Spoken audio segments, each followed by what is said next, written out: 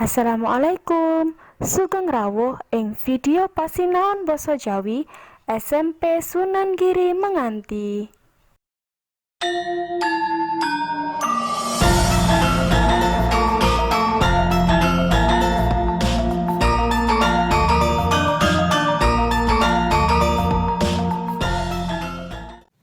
Assalamualaikum warahmatullahi wabarakatuh. Ketemu malih kali Bu Eka ing pembelajaran basa Jawa. Ing pembelajaran utawa ing pasinaon dina iki kita bakal ngrembug ngenani wawancara, yaiku mligine ngenani struktur sajrone wawancara. Wawancara yaiku nindakake omong-omongan utawa pitakonan pawangsulan antarane pawancara lan narasumber kanthi ancas golek informasi utawa keterangan saakeh-akehe. Dadi wawancara yaitu melakukan pembicaraan atau tanya jawab antara pewawancara dan narasumber yang memiliki tujuan mencari informasi atau keterangan sebanyak-banyaknya. Pewawancara yaiku wong sing golek informasi, orang yang mencari informasi. Dene narasumber, sedangkan narasumber yaiku wong sing dadi sumbere informasi. Struktur teks wawancara. Struktur teks wawancara diperang dados 3. Struktur teks wawancara dibagi menjadi 3 bagian.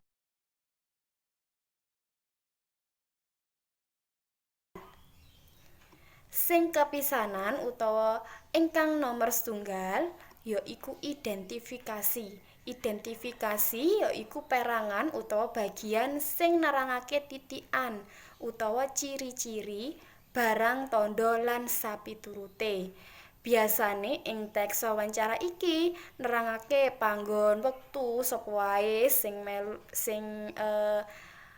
sapa wae paragane lan ciri-cirine lan sapanunggale. Klasifikasi. Klasifikasi yaiku perangan sing monto-monto utawa milah manut jinise utawa kelompoke.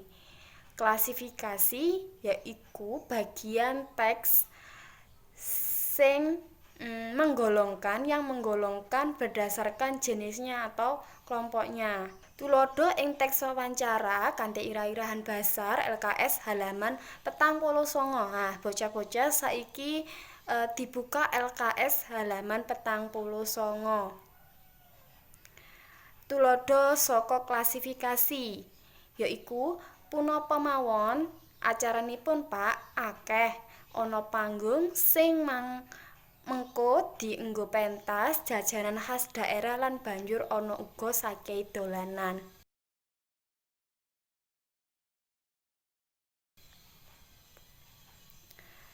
Deskripsi bagian. Deskripsi bagian yaiku perangan teks sing nerangake gegambaran sing luwih rinci lan cetha.